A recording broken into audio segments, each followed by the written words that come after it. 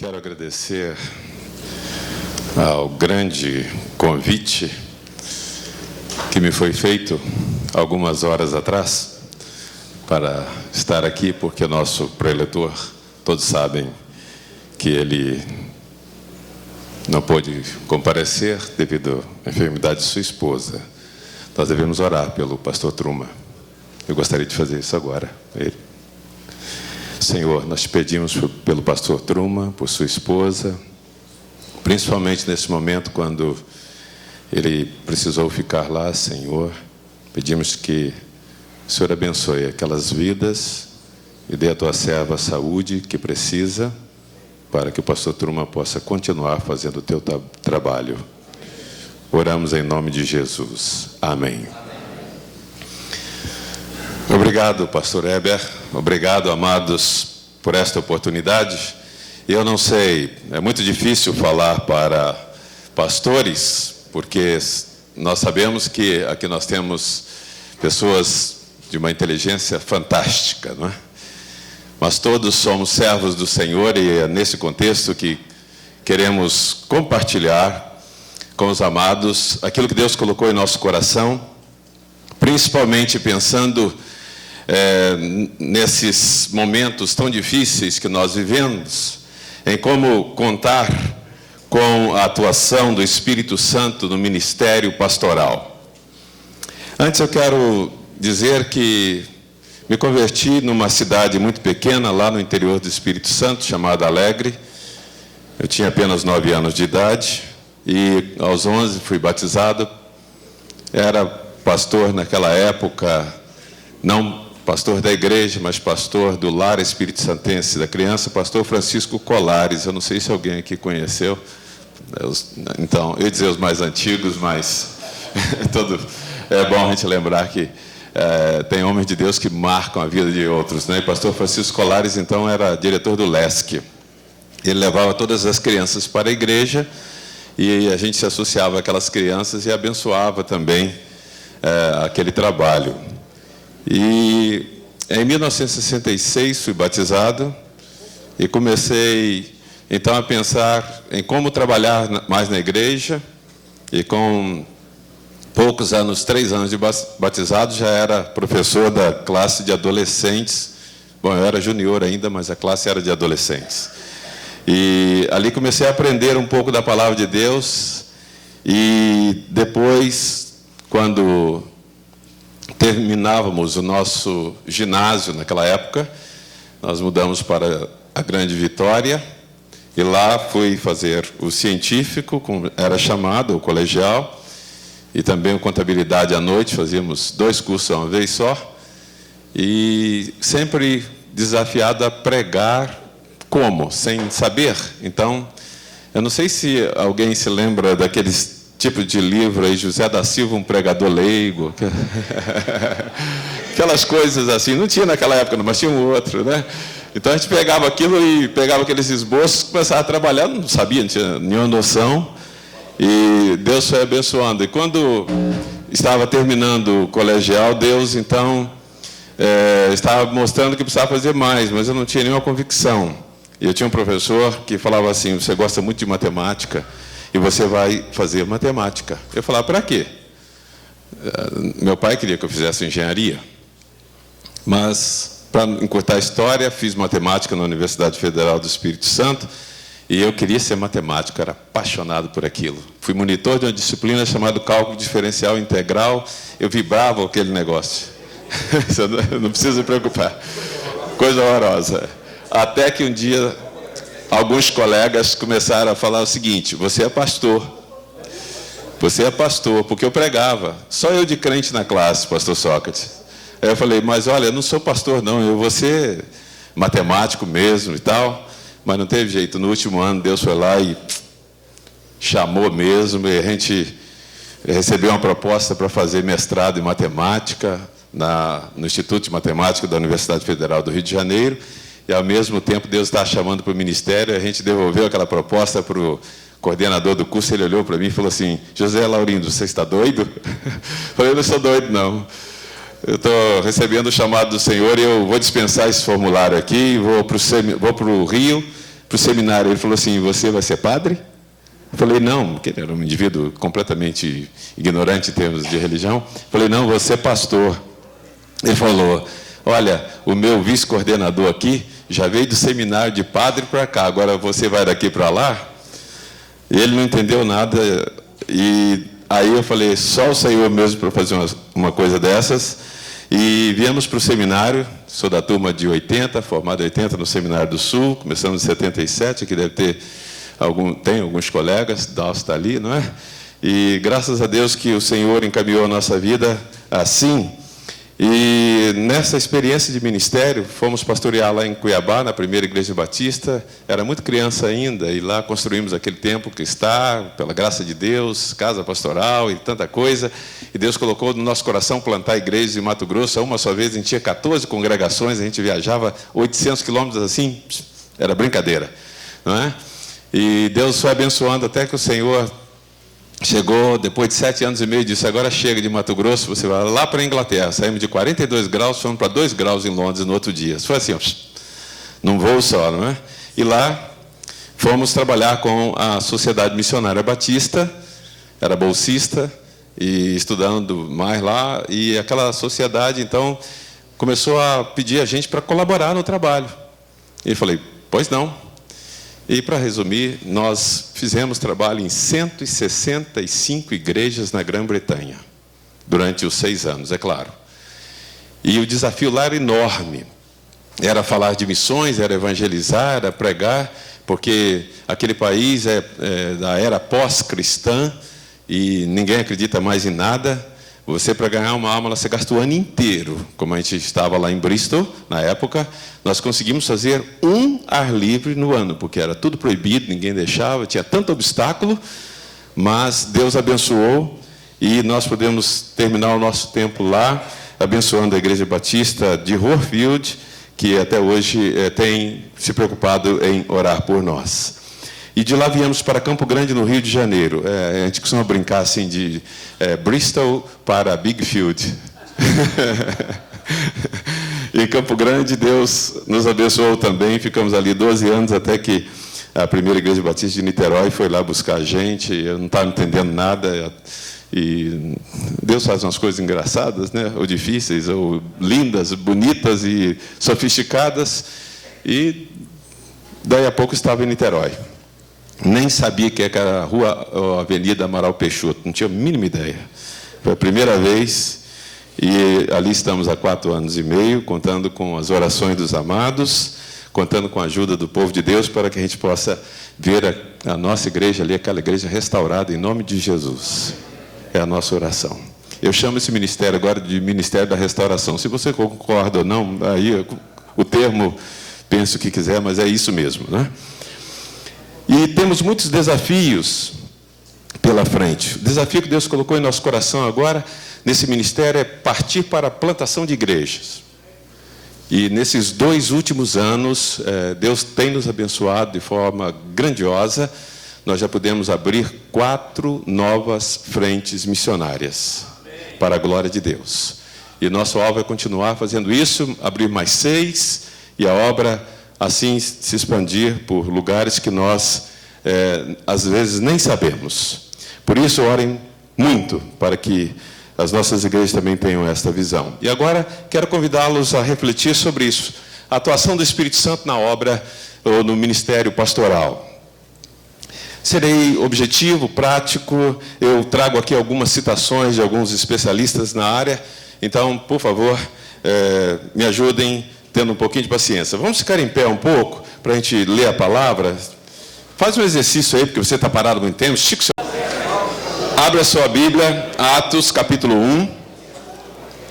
E eu vou ler aqui de 1 a 8, que diz assim: fiz o primeiro tratado ao Teófilo acerca de tudo quanto Jesus começou a fazer e ensinar, até o dia em que foi levado para cima, depois de haver dado mandamento pelo Espírito Santo aos apóstolos que escolhera, aos quais também, depois de haver padecido, se apresentou vivo com muitas provas infalíveis, aparecendo-lhes por espaço de 40 dias, e lhes falando das coisas concernentes ao reino de Deus. Estando com eles, ordenou-lhes que não se ausentassem de Jerusalém, mas que esperassem a promessa do Pai, a qual disse ele: de mim ouvistes. Porque, na verdade, João batizou em água, mas vós sereis batizados no Espírito Santo, dentro de poucos dias. Aqueles, pois, que se haviam reunido, perguntaram-lhe, dizendo: Senhor, é neste tempo que restauras o reino a Israel? Respondeu-lhes: a vós não vos compete saber os tempos ou as épocas que o Pai reservou à sua própria autoridade, mas recebereis poder ao descer sobre vós o Espírito Santo, e ser-me-eis testemunhas tanto em Jerusalém, como em toda a Judéia e Samária, e até os confins da terra. Que Deus nos abençoe. Amém. Senhor, mais uma vez, fala ao nosso coração. Em nome de Jesus. Amém. Amém. Podem sentar-se.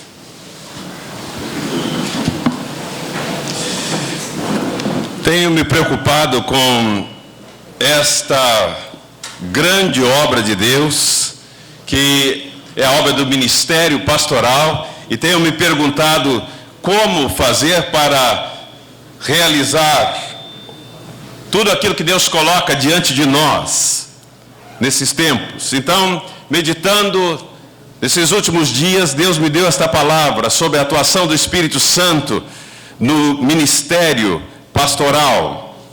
Quero dizer aos amados que nós precisamos olhar o ministério de forma bem abrangente, e logicamente todos nós aqui estamos ligados a uma igreja ou a uma organização missionária, e eu quero começar pensando na atuação do Espírito Santo na vida da igreja, que é o local que nós trabalhamos, é o local que nós exercitamos o nosso ministério, pensando que a igreja precisa ter essa presença bendita do Espírito para que ela possa então caminhar, e para que nós, como servos de Deus, possamos ter condições de ajudá-las para que elas realizem a obra que o Senhor coloca diante delas.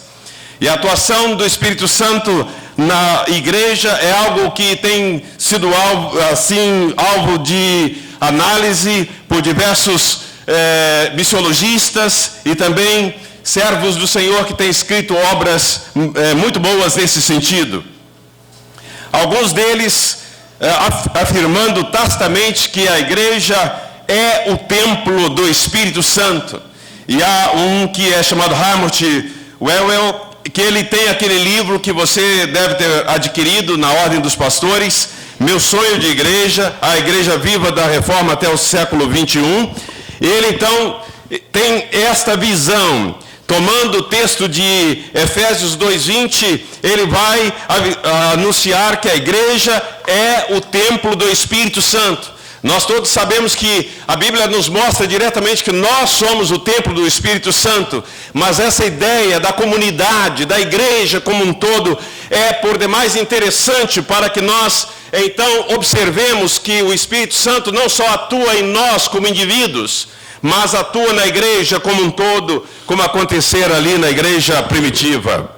Por isso, queridos, nós então precisamos pensar que as nossas igrejas, elas precisam ser convertidas ou ser transformadas em templo do Espírito Santo, para que esta obra de evangelização, a obra de anunciação do Evangelho, possa prosseguir no mundo de hoje. Porque a igreja não é uma organização qualquer, a igreja não é uma sociedade que se reúne para fins puramente humanos. A igreja não é um desses organismos que nós temos por aí do governo. A igreja não é um local de apenas ter reuniões sociais. Nós precisamos recuperar essa dimensão da igreja como templo do Espírito Santo, para que ele possa agir na vida dos membros da igreja, nas nossas vidas, e essa igreja se tornar uma igreja cheia do poder desse Espírito. E por isso, queridos, é que nós temos esta ideia presente nessas obras, como se segue agora dizendo que a igreja cresce como construção do Espírito. Nós temos visto igrejas que nascem por divisões, e eu diria, essas igrejas têm muitas dificuldades de serem construídas na sua base pelo próprio Espírito, mas quando uma igreja nasce por obra da expansão do Evangelho, Quando uma igreja nasce por pregação da palavra, pela reunião de crentes que vão lá evangelizar, aí nós já podemos dizer que ali já começa a base sendo construída pelo Espírito Santo. E essa igreja poderá crescer muito para a glória de Deus. Por isso, meus amados, aqueles que se chegam a essa igreja, eles precisam também ser edificados, como a Bíblia nos mostra, como pedras vivas, como casa espiritual. E nós recebemos muitas pessoas na igreja. Você recebe por carta de transferência, por batismo, você recebe por aclamação, por reconciliação. E nós temos que colocar na mente, no coração daqueles que chegam: você não está entrando para um clube. Você está entrando para uma igreja que quer que você seja edificado como essa pedra viva. Quer que você seja agora uma pessoa que glorifique o nome de Jesus. Quer que você exalte o nome de Cristo. E por isso, queridos, aí a pessoa chega para a igreja e começa agora no nosso ministério a receber essas ênfases. Então vai entender que ela não mais vai estar ali sozinha, não vai estar ali como que agindo como um técnico, ou como um socialista, ou como um profissional qualquer. Ela vai pertencer à família de Deus, esta família que é a igreja do Senhor, na qual irmãos e irmãs estão agora reunidos para a glorificação do nome do Senhor. E eu gostei muito de algumas ideias que li nesses autores, principalmente trazendo de volta à nossa memória que a igreja é até a cidade do Deus vivo. Eu quero que você compreenda que em Niterói, em algum lugar ali na estrada, se não me engano, de Itaipu, tem lá a igreja Jerusalém Celestial. Não estou falando daquela igreja. Eu estou falando da sua igreja, eu estou falando de cada igreja que se reúne em nome de Jesus para glorificá-lo, para exaltá-lo, para dizer que Ele é Senhor da igreja, Ele é o cabeça da igreja, Ele é o supremo pastor, Ele é aquele que nos abençoa, é aquele que faz com que a nossa igreja possa viver. A igreja é a cidade do Deus vivo. E a igreja é essa moradia também do Espírito Santo. Eu fiquei muito preocupado, pastor Heber, pastor Pascoal, comecei a recordar os momentos da nossa história. Quando, por volta de 64, 65, nós tivemos aquele racha na Convenção Batista Brasileira, por sinal aqui em Niterói. Um grupo partiu para um extremo, que era o extremo de entrar para a êxtase, entrar para uma condição completamente estranha à nossa, mas o outro grupo também foi para outro extremo. E nós diríamos, por muitos anos, nós nem falamos da doutrina do Espírito Santo mais em nossas igrejas. Por muitos anos, nós riscamos essa doutrina das nossas revistas, dos nossos livros, e ficamos até com medo de falar no Espírito Santo como se todo mundo fosse virar pentecostal. Mas não é assim. Precisamos recuperar essa dimensão da igreja como morada do Espírito, para que nós possamos então ver essa igreja agindo agora não pela carne, agindo agora não pela lei dos homens, agindo não como uma empresa. Você deve ter lido o artigo na revista de Administração Eclesiástica do Isaltino, ele mostrando lá a diferença de igreja e empresa. Mas você pode ler também um americano que escreveu um livro dando a Deus a igreja empresa. O título é Igreja S.A. Os americanos cansaram desse modelo de igreja empresa, porque isso drena a vida da igreja. Nós precisamos ter no Brasil, irmãos, a noção de que os nossos estatutos, os nossos regimentos de igreja, como diz Rick Warren, esse negócio não está na Bíblia. Nós precisamos voltar para a palavra de Deus. Nós precisamos voltar para Deus agir com o seu Espírito e ter liberdade nas nossas vidas. Porque essas leis humanas são leis que não levam a nada, só levam a tristeza, só levam a problemas, porque nós temos a lei de Deus que é superior a tudo isso. Então, meus amados, nós estamos aqui para ver essa igreja como esse locus, como esse local de atuação do Espírito Santo, para que aqueles irmãos, membros da igreja que estão em pecado, sejam tocados pelo Espírito, para aqueles irmãos dentro da igreja que estão com problemas sérios, sejam transformados, para que a igreja possa anunciar o poder do Evangelho com liberdade, onde quer que seja. Mas, meus queridos, nós precisamos ainda pensar na atuação do Espírito Santo na obra missionária. Eu quase desisti de falar nesse ponto, mas já tinha preparado, porque hoje nós já ouvimos tanto de missões, mas louvado seja Deus por isso. Eu convivi com um homem na Inglaterra chamado John Stott, você deve conhecer. Nós tivemos o privilégio de ficar com ele 15 dias, numa casa que ele vai lá num vale para escrever livros, não tem computador, não tem energia elétrica, não tem nada disso. E lá só passa o tempo escrevendo. John Stott é uma pessoa maravilhosa, calmo, tranquilo, e ele começou a escrever muitas obras lá naquela casa, no país de Gales. E eu cheguei para ele naquela ocasião, falei, pastor John Stott, mas o senhor é um homem muito simples. Ele falou, não, mas Deus me chamou para ser esse homem, para escrever, para abençoar os outros. Aquilo me impressionou. E numa conferência que nós tivemos com ele na Universidade de Oxford, um dia ele disse, olha, eu quero dizer para vocês que estão fazendo pesquisa aqui, vocês que estão na área de missiologia, vocês precisam aprender uma coisa, disse John Stott, pesquisa sem oração não faz sentido, e oração sem pesquisa também não. E eu falei, bem, deixa a gente beber na fonte, não é? E esse homem escreve o livro, então, Ouça o Espírito e Ouça o Mundo. E nesse livro ele diz que o Espírito Santo é um espírito missionário. Eu falei, Senhor, como é que pode ter ideia assim? Que coisa fantástica! E ele então vai mostrar que o Espírito Santo é que dá poder para a igreja testemunhar. Nós já sabemos disso, está aqui. Mas recebereis poder ao vir sobre vós o Espírito Santo e semeis testemunhas. Então, John Stott vai recuperando essa dimensão e vai falando desse poder, dessa exousia, dessa autoridade, desse dunamis, para que a igreja possa continuar testemunhando. E John Stott, ele pertence à igreja anglicana, mas não é a high church, não é aquela igreja formal, cheia de formalidade. É aquela igreja chamada igreja low church, ou igreja baixa. Aquele homem é homem de oração. Aquele homem é homem que fala com você como fala com a rainha. É um homem simples e tem autoridade de Deus para escrever, para abençoar outras vidas. E aí ele vai mostrando nessa obra que é a igreja cheia desse poder. Ela é capaz então, com esse testemunho, de ver outras igrejas nascerem, novas igrejas serem organizadas. Mas isso está também na preocupação de um grande missiologista. E quando estávamos na Junta de Missões Mundiais, nos anos ainda do pastor Valdemiro Timichak, nós ganhamos um livro de Patrick Johnstone. Esse livro, ele falando a respeito da nossa missão e o papel do Espírito Santo atuando em missões.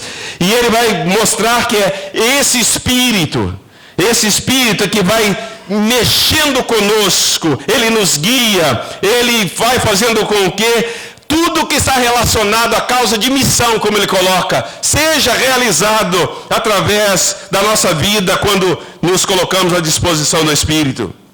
Por isso, reconhece Patrick que é o Espírito que nos dá os dons para o avanço dessa tarefa, e também é esse Espírito que vai fazer com que nós tenhamos visão, condições de realizar aquilo que é a obra missionária no mundo. Nós não realizamos missões porque temos dinheiro, não. Nós realizamos missões porque temos o Espírito Santo de Deus. É por isso, irmãos. E aí que Patrick pergunta, como pode um cristão, uma congregação dizer que tem o Espírito sem que tenha o Espírito da missão? Meus queridos, Deus quer fazer algo maravilhoso na sua igreja, na sua vida, para que a sua igreja seja uma igreja missionária, e você pode fazer muito. Eu estava agora no mês de janeiro, a igreja me deu um presente para mim, para minha esposa, nós fomos comemorar nossos 30 anos de casados, e a gente não para, não tem jeito. Chegando lá, colocaram a gente, sabe onde? No centro de treinamento missionário, em vez de ir para um hotel, numa praia, em outro lugar. E aí começou a aparecer serviço de missões. Um casal que foi para Moçambique pediu para dar aula de português. para que eles pudessem aprender o português, que tinha uma professora inglesa que aprendeu português, estava ministrando para eles, mas estava muito confuso. Ficamos lá uma tarde inteira. Depois apareceu outro casal, Julia e James. Esse casal está indo para o Peru. Aí vieram perguntar: pastor, como é que se faz para plantar igreja na América Latina? Ficamos a tarde inteira compartilhando com eles como Deus tem agido. E assim, meus queridos, o que Deus faz nesta obra é coisa fantástica. Esse casal que está indo para o Peru, meus irmãos, está saindo de lá no fim de maio, já me escreveu dizendo que vão parar em São Paulo, porque tem o escritório da missão lá, mas vão vir a Niterói para dar testemunho da chamada deles na sexta-feira, quando estivermos reunidos ali em oração, antes de ir para o Peru. Não é isso maravilhoso? Isso é fantástico. E estávamos lá, meus irmãos, ainda vendo a igreja agindo nessa obra missionária, o Espírito Santo atuando. Eu fui convidado para uma reunião com o secretário de Missões Mundiais da Grã-Bretanha, pastor David Kerrigan. E eu pensei que eu ia lá só para uma conversa. De repente, aquela tarde, estava tudo preparado no estúdio e veio me entrevistar para saber o que é que está acontecendo. Que o Brasil é um país que faz missões, que manda missionários para fora. Pastor, diga para nós o que nós temos que fazer nessa Grã-Bretanha. Quase que eu falei assim, vocês precisam nascer de novo. Mas eu falei, não, vou dar um tempo. Mas é verdade. Porque já morreram, já enterraram tudo, já não tem mais. Querem saber de uma coisa? Centenas de igrejas estão com seus templos fechados há muito tempo. Eu morava na cidade de Bristol, e isso era em 94. E lá, antes de mudar para o Brasil, eu contei 17 templos no bairro. 17 templos no bairro, todos, batista, metodista, presbiteriano, congregacional, a denominação que você quiser. Todos fechados, com a placa vende-se. E sabe quem está comprando agora? Os muçulmanos. Os muçulmanos. Cheguei em Bristol, fui num bairro chamado São Jorge. Quando eu vi lá, eu conhecia aquele templo, o Templo Batista. Eu vi aquele monte de homem ajoelhado assim, com a face no chão. Eu falei, não é inglês, não pode ser. Nem Batista.